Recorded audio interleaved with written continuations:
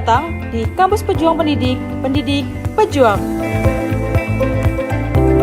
Universitas Veteran Bangun Nusantara merupakan institusi pendidikan tinggi yang memiliki motivasi untuk mencetak lulusan yang mandiri, unggul, profesional, berkarakter, dan memiliki nilai-nilai kejuangan.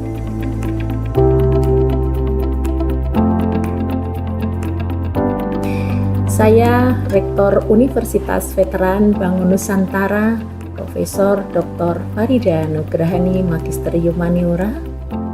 Misi Universitas Veteran Bangun Nusantara adalah terwujudnya universitas yang unggul, berkarakter, mandiri, dan memiliki nilai-nilai kejuangan.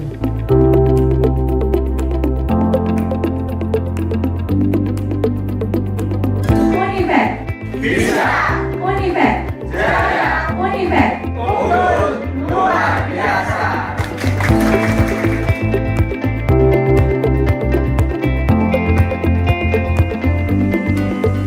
Kampus Universitas Veteran Bangun Nusantara terdiri dari 6 fakultas unggulan dan 1 program pasca sarjana. Univet Bantara memiliki peringkat ke-97 antar perguruan tinggi se-Indonesia, dilansir melalui website EduRank.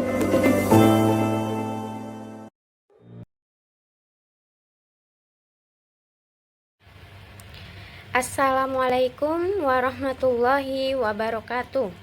Salam sejahtera bagi kita semua. Perkenalkan, nama saya Elvina Isna Nurjana. Saya adalah mahasiswa PPG Calon Guru Gelombang 2 tahun 2024. Program Studi Pendidikan Guru Sekolah Dasar atau PGSD di Universitas Veteran Bangun Nusantara Sukoharjo. Saya dibimbing oleh dosen pengampu mata kuliah seminar yaitu Ibu Andika Ayu Wulandari. Pada kesempatan kali ini, saya akan memaparkan mengenai refleksi perjalanan belajar saya selama mengikuti PPG Prajabatan. Mulai dari pembelajaran mata kuliah teori, kemudian praktik pembelajaran lapangan, hingga menyusun desain inovasi pembelajaran yang sesuai dengan kebutuhan peserta didik di sekolah dasar tempat saya melakukan PPL atau praktik pembelajaran lapangan. Melalui seminar ini, saya ingin menunjukkan bahwa bagaimana mengenai perpaduan antara teori, praktik, dan juga nilai-nilai pedagogis yang telah membentuk kesiapan saya menjadi guru yang tidak hanya mampu mengajar tapi juga mampu beradaptasi, berpikir reflektif, dan berinovasi dalam menciptakan pembelajaran yang bermakna bagi peserta didik. Saya berharap melalui presentasi ini saya dapat memperoleh masukan yang membangun sebagai bekal untuk terus tumbuh menjadi pendidik profesional dan berkarakter. Berikut ini adalah bagian-bagian dari seminar refleksi pembelajaran yang akan saya paparkan pada saat ini. Yang pertama adalah identifikasi diri. Yang kedua, pengalaman paling bermakna. Yang ketiga, review mata kuliah. Yang keempat, desain inovasi pembelajaran. Yang kelima, artefak dan produk pengembangan artefak. Yang keenam, yaitu paradigma terhadap makna guru. Yang ketujuh, rencana tindak lanjut. Bagian selanjutnya adalah identifikasi diri. Pada bagian ini, saya akan memaparkan mengenai visi saya untuk pendidikan di Indonesia dan visi pribadi saya sebagai calon guru. Visi saya untuk pendidikan di Indonesia yaitu mewujudkan pendidikan di Indonesia yang memerdekakan, adaptif, dan inklusif, yang tidak hanya fokus pada akademik tetapi juga membentuk karakter pelajar berjiwa Pancasila. Kemudian visi pribadi saya sebagai calon guru yaitu menjadi guru yang menyenangkan, berpihak kepada peserta didik, menciptakan pembelajaran yang inklusif, bermakna, serta membantu peserta didik untuk menemukan potensinya. Saya akan terus belajar, beradaptasi, dan menghasilkan pembelajaran yang relevan dengan nilai-nilai Pancasila. Melalui visi tersebut, saya berharap tidak hanya dapat menciptakan peserta didik yang hanya pintar saja, tetapi mereka juga berkarakter sesuai dengan nilai-nilai Pancasila. Kemudian, saya juga akan berusaha beradaptasi dengan segala perubahan teknologi maupun kebijakan agar saya dapat menciptakan pembelajaran yang lebih menyenangkan dan inklusif agar seluruh kebutuhan dan minat peserta didik mampu terfasilitasi dalam proses pembelajaran yang saya ampu. Kemudian, hal yang akan saya lakukan untuk mencapai visi yang telah saya rumuskan pada slide sebelumnya, saya akan melakukan beberapa hal. Yang pertama, saya akan mengikuti seluruh proses PPG ini agar menjadikan saya seorang guru profesional. Saya akan berkomitmen menyelesaikan setiap tahap pendidikan profesi guru atau PPG dengan sungguh-sungguh, mulai dari perkuliahan, tugas, praktik pembelajaran, hingga seminar akhir. Melalui pendidikan profesi guru ini, saya dapat mengembangkan kompetensi pedagogik, profesional, sosial, dan kepribadian melalui kegiatan perkuliahan dan praktik mengajar secara langsung di sekolah dasar. Yang kedua, saya akan melakukan refleksi pembelajaran. Kegiatan refleksi ini berupa menyusun jurnal refleksi setiap kali saya melakukan kegiatan belajar mengajar di kelas selama saya melakukan PPL. Kegiatan ini saya maksudkan untuk menilai seberapa efektif pembelajaran yang saya bawakan untuk peserta didik. Selain itu, saya akan dengan mudah mengidentifikasi kekuatan dan juga kelemahan dari setiap proses pembelajaran yang telah saya lakukan.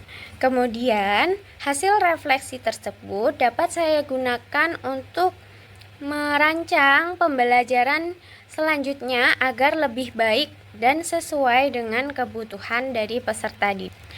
Selanjutnya, yang ketiga, yaitu bersikap inovatif dan adaptif. Dengan memiliki sikap inovatif dan adaptif, saya akan menciptakan media dan menerapkan metode pembelajaran yang menarik, kreativitas, dan sesuai dengan karakteristik dari peserta didik. Kemudian, saya juga akan belajar untuk beradaptasi terhadap segala perubahan, baik perubahan kebijakan pendidikan, teknologi pembelajaran, serta kondisi kelas yang dinamis. Yang keempat, saya akan menjadikan profil pelajar Pancasila sebagai dasar dalam merancang pembelajaran. Merancang kegiatan pembelajaran yang menumbuhkan nilai-nilai luhur seperti gotong royong, mandiri, bernalar kritis, dan kreatif akan membantu saya menciptakan peserta didik yang tidak hanya pintar saja, namun juga memiliki karakter dengan nilai-nilai Pancasila. Dengan hal itu, saya akan mengintegrasikan dimensi profil pelajar Pancasila ke dalam proses pembelajaran. Kemudian, saya akan menjadikan pembelajaran sebagai sarana untuk menumbuhkan karakter dari peserta didik saya. Yang kelima, yaitu kolaborasi dengan rekan sejawat. Ketika saya berada di lingkungan sekolah, tentunya saya tidak bisa hanya berdiri sendiri untuk menciptakan pembelajaran yang inovatif. Saya perlu berdiskusi dan berbagi praktik baik bersama guru-guru lain untuk memperkaya wawasan saya. Saya juga akan bersinergi untuk menyusun perangkat pembelajaran serta menyelesaikan berbagai permasalahan yang muncul di kelas untuk meningkatkan kualitas sekolah secara bersama-sama. Untuk yang selanjutnya yaitu pengalaman yang paling bermakna. Pada bagian ini saya memilih computational thinking atau CT sebagai mata kuliah yang saya anggap bermakna. Pada mata kuliah ini saya belajar mengenai computational thinking. Computational thinking itu merupakan keterampilan yang fleksibel yang berfokus pada elemen berpikir logis dan juga kritis. Hal itu ditunjukkan ketika kita melihat suatu masalah dan menyelesaikan secara sistematis untuk menghasilkan solusi yang dapat dimengerti manusia dan komputer. Pada awalnya, saya mengira bahwa computational thinking hanya berkaitan dengan komputer saja. Namun setelah saya belajar pada mata kuliah ini, saya mengerti bahwa computational thinking dapat diterapkan di mata pelajaran lainnya, bahkan dapat juga diterapkan di kehidupan sehari-hari kita. Kemampuan computational thinking ini merupakan kemampuan pemecahan masalah pada tingkat tinggi. Dalam computational thinking terdapat 4 fondasi dasar. Yang pertama, dekomposisi, yaitu berkaitan dengan cara memecahkan masalah kompleks menjadi bagian-bagian kecil. Yang kedua, yaitu pengenalan pola, yaitu berkaitan dengan mengenali pola dalam suatu informasi tertentu. Fondasi yang ketiga adalah abstraksi, yaitu menyaring informasi-informasi penting dari hal-hal yang masih terlalu umum. Yang keempat adalah algoritma thinking atau pemikiran algoritma, yaitu berkaitan dengan langkah-langkah sistematis untuk menyelesaikan suatu masalah. Jadi saya menyimpulkan bahwa Siti ini berkaitan dengan kemampuan berpikir untuk menyelesaikan masalah secara sistematis yang dapat diterapkan di kehidupan sehari-hari. Kemudian, mengapa saya memilih mata kuliah ini sebagai pengalaman yang bermakna? Yang pertama, mata kuliah ini membuka wawasan baru bagi saya karena mata kuliah computational thinking merupakan mata kuliah baru bagi saya. Yang sebelumnya saya mengira bahwa Siti itu hanya berkaitan dengan pemrograman saja ataupun teknologi, tetapi melalui kuliah ini saya memahami bahwa Siti itu berkaitan dengan cara berpikir sistematis, logis, dan yang relevan diterapkan dalam kehidupan sehari-hari dan juga pembelajaran dasar. Yang kedua, Siti ini relevan dengan pembelajaran berbasis problem solving. Sebagai seorang guru, saya dituntut untuk mendidik peserta didik memecahkan masalah dalam kehidupan nyata. Siti ini membantu saya untuk mengembangkan pembelajaran yang menuntun peserta didik berpikir sistematis melalui aktivitas dekomposisi, patterning, kemudian algoritma maupun abstraksi. Yang ketiga, Siti ini mendorong pembelajaran aktif dan berpikir kritis. Siti ini menuntut peserta didik untuk tidak hanya menghafalkan saja, tetapi juga berpikir kritis, mengevaluasi, serta mencari solusi. Hal ini sangat selaras dengan tujuan pembelajaran dalam kurikulum Merdeka yang menekankan pada kemampuan berpikir tingkat tinggi. Dalam penerapannya di lingkungan sekolah, Siti tidak dapat berdiri sendiri, namun sangat terikat erat dengan mata kuliah lainnya yang memperkuat praktik pembelajaran saya di kelas. Mata kuliah ini saya pelajari pada saat melaksanakan perkuliahan PPG. Untuk mata kuliah yang pertama yaitu mata kuliah PPL atau praktik pembelajaran lapangan. Pada mata kuliah ini saya menerapkan prinsip Siti dalam perencanaan dan pelaksanaan pembelajaran berbasis pemecahan masalah di dalam kelas. Kemudian yang kedua adalah mata kuliah PPA atau prinsip dan pengajaran asesmen. Prinsip pengajaran dan asesmen.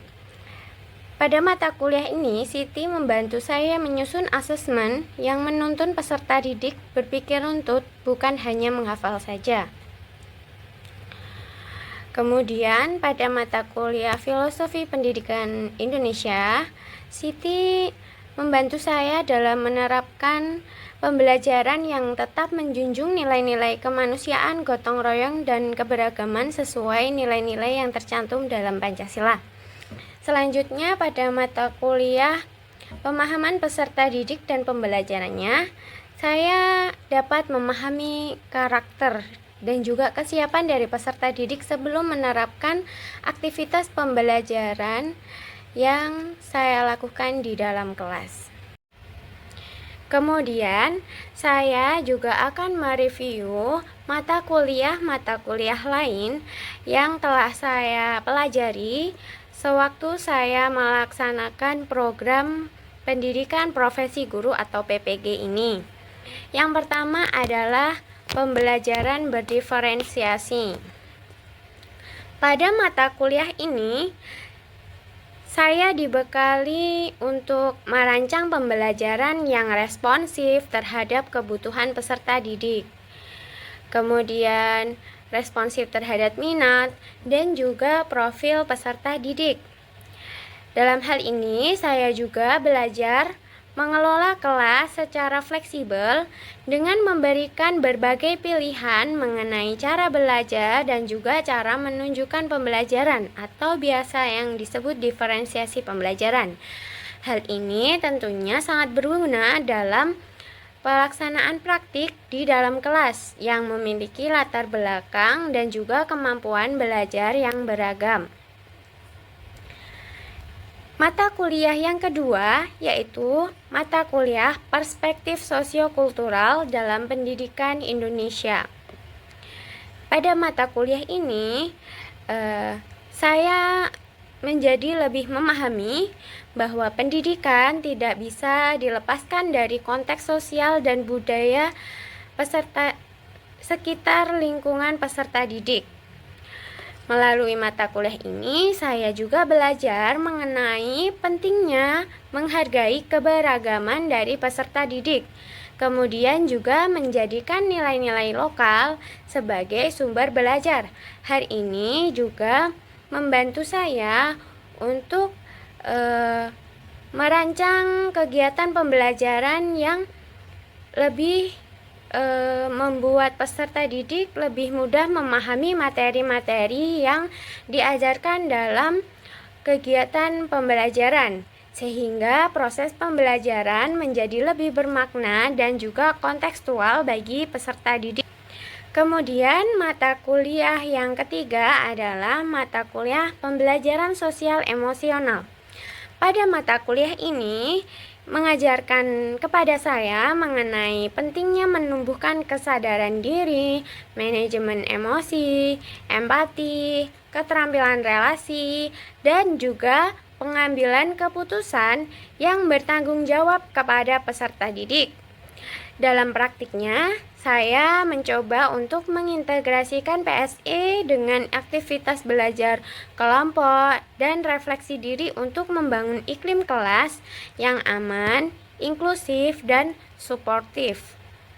Sehingga dengan penerapan PSE di dalam pembelajaran diharapkan kemampuan sosial emosional peserta didik itu dapat meningkat. Yang keempat adalah mata kuliah proyek kepemimpinan. Pada mata kuliah ini, saya belajar menjadi guru yang memiliki jiwa kepemimpinan, yaitu tidak hanya di kelas saja, tetapi di lingkungan sekolah. Dalam proyek ini, saya mengembangkan solusi dari permasalahan nyata di sekolah dengan pendekatan kolaboratif, reflektif, dan inovatif. Dalam proyek ini, saya tidak bekerja sendiri, melainkan saya berkolaborasi dengan teman satu kelompok saya. Kemudian pada proyek ini, saya bersama kelompok saya itu membuat proyek berupa jamu celup kencana, yaitu jamu yang didesain untuk peserta didik yang mempunyai nafsu makan kurang, sehingga dengan menggunakan jamu ini nafsu makan peserta didik itu menjadi lebih meningkat. Kemudian jamunya juga diberi inovasi, yaitu menggunakan celup. Nah, kegiatan ini membantu saya untuk menjadi agen perubahan dalam dunia pendidikan. Selanjutnya adalah desain inovasi pembelajaran. Pada desain inovasi pembelajaran ini, saya ingin membangun cara berpikir sistematis pada peserta didik dan juga kemampuan sosial emosional peserta didik. Dalam beberapa kegiatan pembelajaran yang telah saya lalui, saya menemukan beberapa peserta didik itu kurang menunjukkan kemampuan berpikir kritis dan sistematis. Mereka cenderung menyerah dan berkata tidak tahu ketika mereka menghadapi pertanyaan yang menurut mereka sulit. Sehingga saya merancang desain inovasi pembelajaran dengan beberapa fokus utama. Yang pertama yaitu membangun cara berpikir sistematis melalui computational thinking atau CT. Nah, dalam hal ini peserta didik diarahkan untuk memecahkan masalah, mengenali pola dan menyusun langkah solusi melalui pertanyaan-pertanyaan yang mendorong pemikiran logis. Fondasi CT ini akan saya integrasikan dalam kegiatan belajar inti. Kemudian yang kedua yaitu meningkatkan semangat dan keterampilan sosial melalui media interaktif. Pada hal ini, saya akan menggunakan EducaPlay sebagai media ice breaking yang menyenangkan. EducaPlay ini saya pakai di dalam pembelajaran bukan sebagai asesmen di akhir pembelajaran, tetapi saya jadikan sebagai ice breaking, di mana pertanyaan-pertanyaan dimasukkan dalam EducaPlay dan peserta didik agar peserta didik tidak merasa jenuh atau bosan untuk mengerjakan tugas-tugasnya. Kemudian kegiatan ini didesain dengan seperti kompetisi sederhana agar merangsang keterlibatan dan juga kerjasama antar peserta didik. Melalui pembelajaran dalam tim, peserta didik akan dilatih kerjasama, komunikasi, kepedulian, dan pemecahan masalah sosial.